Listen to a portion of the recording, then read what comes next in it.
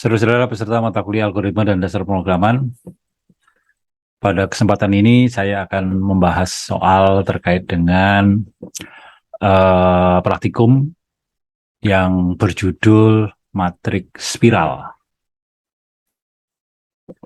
Jadi sebenarnya problem ini kalau kita lihat ya, saya tampilkan seperti ini soalnya.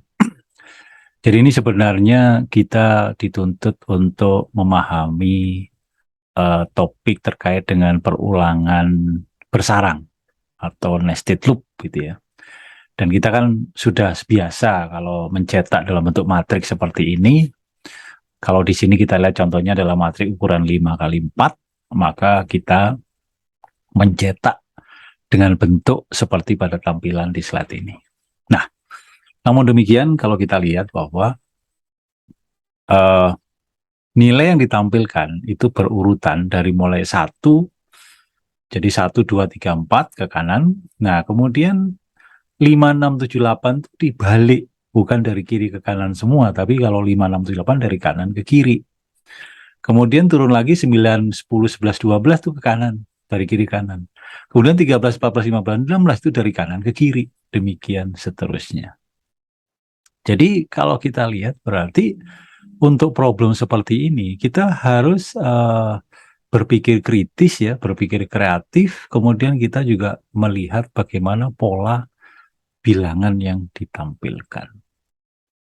Kalau urutan seperti biasa, semua dari kiri ke kanan, saya kira kita sudah paham. Ya, saya kira sudah paham. Nah, sekarang problemnya adalah sekarang dari yang baris 1, baris 2, baris 1, baris 3, baris 5, itu normal dari kiri ke kanan. Cuman untuk baris 2, baris 4 itu dari kanan ke kiri. Nah, dari sini kita sudah bisa melihat bahwa ternyata ada pola. Kalau barisnya itu, kalau barisnya kita sebut baris 1, baris 2, baris 3, baris 4, baris 5. Kalau barisnya ganjil itu normal. Jadi kalau garisnya ganjil itu normal. Oleh karena itu ya sudah kita selesaikan dengan cara seperti biasa. Seperti ini. Kita lihat sekarang. Jadi seperti biasa, pertama kan kita baca ukurannya. Jadi scan F seperti biasa, persen D, M, N. Karena matrik kita ukuran M kali N. Jadi seperti biasa, karena ada M baris, maka itu adalah perulangan level 1. Jadi for I dari 1, I kurang sama dengan M, I plus plus. Kemudian untuk lajur, seperti biasa, for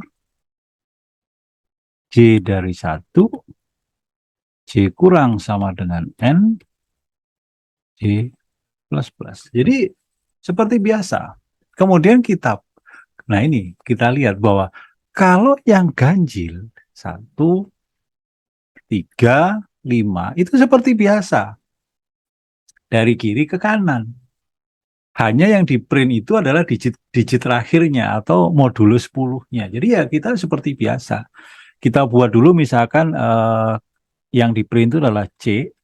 Jadi pertama sama dengan 0 dulu. Kemudian jadi kalau dia ganjil itu berarti I-nya ganjil kan.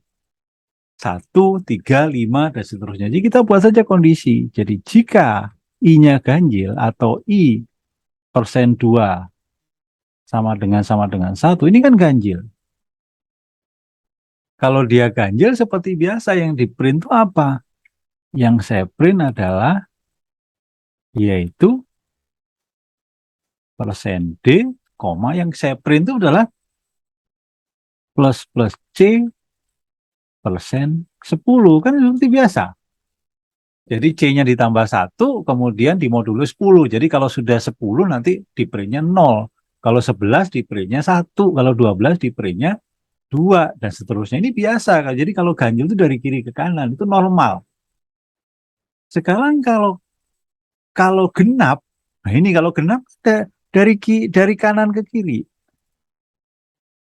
dan seterusnya. Jadi kalau kalau genap gimana? Nah, itu yang jadi persoalan. Tentunya memang angkanya dari kanan ke kiri, tapi ngeprintnya kan tetap dari kiri ke kanan. Jadi ngeprintnya tetap dari kiri ke kanan, tapi angkanya memang urutannya dari kanan ke kiri. Jadi menurun dia dari kiri ke kanan. Oleh karena itu di sini kita lihat ada keteraturan tidak. Nah, ini saya bisa melihat keteraturannya kenapa? Coba kalau misalnya ini barisnya kita teruskan, ini pasti 21, 22, 23, 24. Jadi di sini kita lihat mulainya. Kalau baris 2 itu 8. Kalau baris 4 itu 16. Kalau baris 6 itu 24. 8 itu saya lihat ini kan 8 itu kan berapa? 2 kali 4. 16. 4 kali 4. 24 itu adalah 6 kali 4. Kan gitu. Jadi 2, 4, 6 itu kan angka barisnya. Jadi mulainya dari mana? Itu pasti pada level paling kiri itu mulainya adalah I kali, karena 4 itu adalah N, jadi mulainya dari kiri itu nilainya yang 8, 16, 24 itu adalah I kali N. Ya enggak? Nah, kolomnya J-nya itu kan 1, 2, 3, 4. Supaya dia menurun, maka ini harus saya kurangi dengan C ditambah 1. Jadi kalau J-nya sama dengan 1, misalnya baris kedua nih, kalau J-nya sama dengan 1, I-nya 2, 2 kali 4 kan 8. 8 dikurangi 1, 7 tambah 1, 8. Benar kan mulainya dari 8. Pada saat J-nya sama dengan 2, maka dia 7. Ya dong? Sehingga yang di print itu adalah print F persen D. Untuk dia genap, itu adalah apa? Yaitu I kali N dikurangi J tambah 1. Nah, karena yang di print itu hanyalah angka digit terakhirnya atau itu adalah modulo 10, maka ini kita modulo 10. Modulo 10. Nah, tapi jangan lupa setelah ngeprint ini, C-nya kan ikut nambah gitu.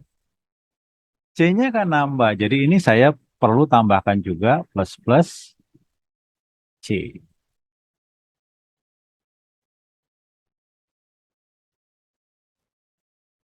Ya sudah, ini adalah untuk J dari 1 sampai dengan berapa? Sampai dengan N.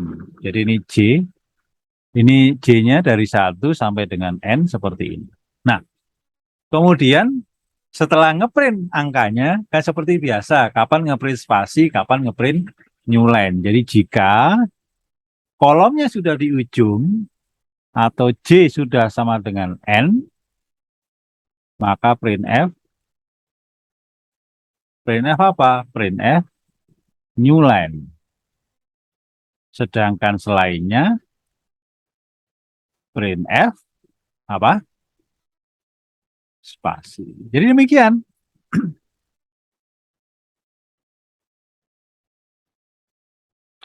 Jadi intinya itu kita harus lihat bahwa ngeprintnya tetap dari kiri ke kanan, tapi angkanya untuk yang genap dia menurun, untuk yang ganjil dia menaik. Kalau yang ganjil normal, C tambah 1 terus, sedangkan untuk yang genap itu menurun, itu sesuai dengan barisnya. Sehingga kalau kita lihat program lengkapnya itu kira-kira seperti ini. Jadi jelasnya adalah programnya seperti itu.